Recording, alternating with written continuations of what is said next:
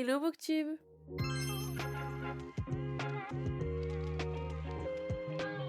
Si je te dis espionnage, proximité forcée, amour interdit et faux couple, tu me réponds.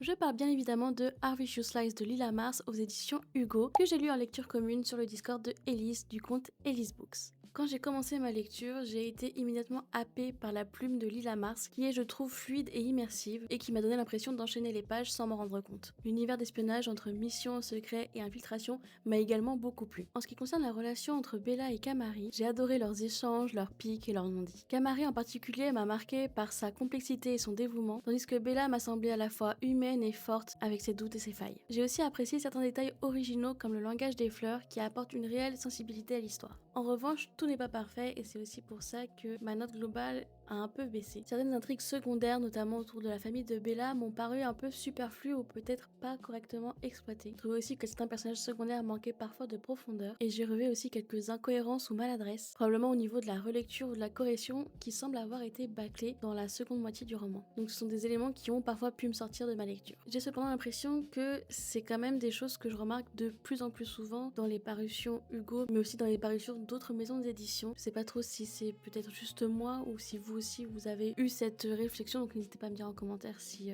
c'est aussi le cas pour vous. J'ai aussi eu du mal à avancer par moments à cause de certaines longueurs, mais aussi parce que je trouve Bella particulièrement maladroite pour une espionne. Et donc tous ces petits défauts mis bout à bout, on va dire, m'ont quand même souvent sorti de ma lecture. En bref, How We Should Slice est une lecture plutôt agréable que je peux vous recommander afin de vous faire votre propre avis. Mais je reste quand même curieuse de découvrir la plume de Lila Mars dans son roman The Perfect Match qui est dans ma pile à lire depuis des années. Voilà pour ce qu'il en est de ma review sur How We Should Slice de Lila Mars aux éditions Hugo. Si cette review t'a plu, n'hésite pas à la liker et à t'abonner pour les prochaines reviews.